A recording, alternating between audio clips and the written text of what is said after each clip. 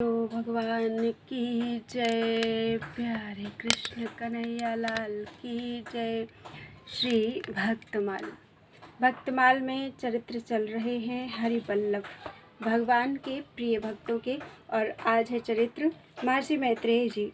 महर्षि मैत्रेय जी पुराण वक्ता ऋषि हैं। वे मित्र के पुत्र होने के कारण मैत्रेय कहलाए। श्रीमद् भागवत में इनके संबंध में इतना ही मिलता है कि ये महर्षि पराशर के शिष्य और वेद व्यास जी के सुहृद सखा थे।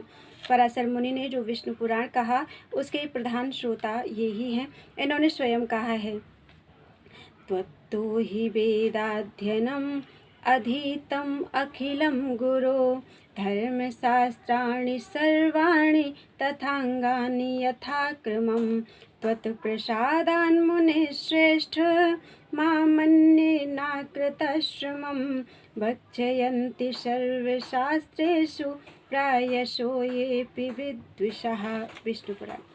हे गुरुदेव, मैंने आपसे ही संपूर्ण वेद वेदांग और सकल धर्मशास्त्रों का क्रमशः अध्ययन किया है। हे मुनिश्रेष्ठ, आपकी कृपा से मेरे विपक्षी भी मेरे लिए यह नहीं कह सकते कि मैंने संपूर्ण शास्त्रों के अभ्यास में परिश्रम नहीं किया। इससे स्पष्ट होता है कि जिस प्रकार ये भगवान वेद व्यास जी के सुहृद और सखा थे, वैसे ही ये पूर्ण ज्ञानी और शास्त्र मर्मज्ञ भी थे। भगवान श्री कृष्ण की इनके ऊपर पूर्ण कृपा थी। उन्होंने निज लोक को पधारते अधिकारी समझकर अपना समस्त ज्ञान इन्हीं को दिया था। भगवान जब परम धाम को पधारने लगे तब खोजते खोजते उद्धव जी उनके पास पहुंचे। भगवान एक अश्वत्थ वृक्ष के नीचे सरस्वती के तट पर प्रभास क्षेत्र के समीप सुखासीन थे। उद्धव जी ने प्रभु के दर्शन किए। उसी समय महामुनि मैत्रेय जी भी वहां पहुंच गए। भगवान ने उन्हें ज्ञानोपदेश दिया और आज्ञा की कि इसे महामुनि विदुर को भी देना। अब उद्धव जी ने यह समाचार सुनकर महामना विदुर जी को इनके समीप पहुंचे।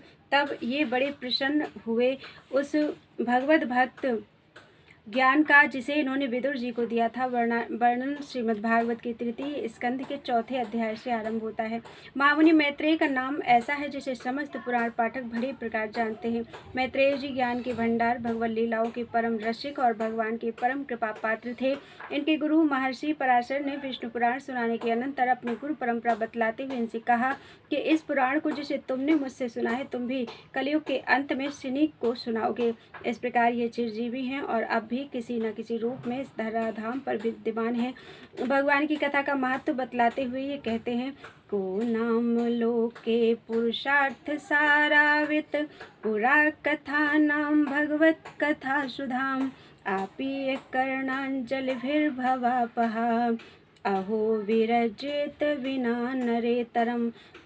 संसार में पशुओं को छोड़कर अपने पुरुषार्थ का सार जानने वाला ऐसा कौन पुरुष होगा जो आवागमन को छुड़ा देने वाली भगवान की प्राचीन कथाओं में से किसी भी अमृतमयी कथा का अपने कर्णपुटों से एक बार पान करके फिर उसकी ओर से मन हटा लेगा।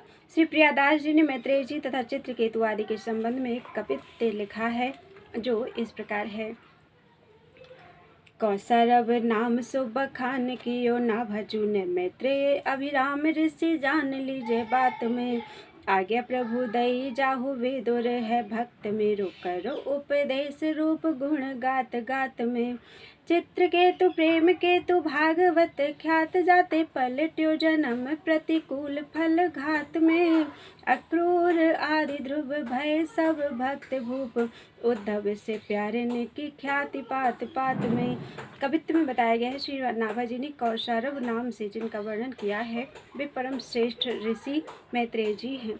परम धाम जाने से पूर्व जब भगवान श्री कृष्ण उद्धव जी को उपदेश दे रहे थे उस समय मैत्रेय जी भी वहीं उपस्थित थे। मैत्रेय जी को भगवान ने आज्ञा दी कि तुम जाओ और मेरे भक्त विदुर जी को मेरी कथा कथित ज्ञान भक्ति का उपदेश दो, जिससे मेरे रूप और गुण उनके रोम रोम में व्याप्त हो जाएं। मैत्रेय और विदुर जी का संवाद श्रीमद् भागवत के तीसरे स्कंध में वर्णित है। प्रेम की ध्वजा फहराने वाले भक्त चित्रकेतु का चरित्र भी श्रीमद् भागवत में प्रसिद्ध है। शंकर जी का अपमान करने पर उन्हें दैत्य योनि प्राप्त हुई थी, फिर भी उनकी भक्ति ज्यों की त्यों रही। अक्रूर जी और ध्रुव जी ये श्रेष्ठ भक्तराज हुए। उद्धव सरीखे भगवान के प्यारे भक्तों की कथा संसार में सर्वत्र प्रसिद्ध है। बोलो वृंदावन बिहारी लाल की जय। त्वदीयं वस्तु गोविंदम तुभ्यमेव समर्पयेत्। कथा विसर्जन होते है सुनो वीर हनुमान, जो जन आए जहाँ से तहाँ करो प्रस्थान। सियावर रामचंद्र की जय, उमापति महादेव की जय, वृंदावन कृष्णचंद्र की जय, गोस्वामी तुलसीदास की जय। बोलो भाई सब संतन की जय, गुरुदेव भगवान की जय, अपने गुरु माता पिता की जय, आज के आनंद की जय। जय जय श्री सीताराम, जय जय श्री राधे, हर हर महादेव।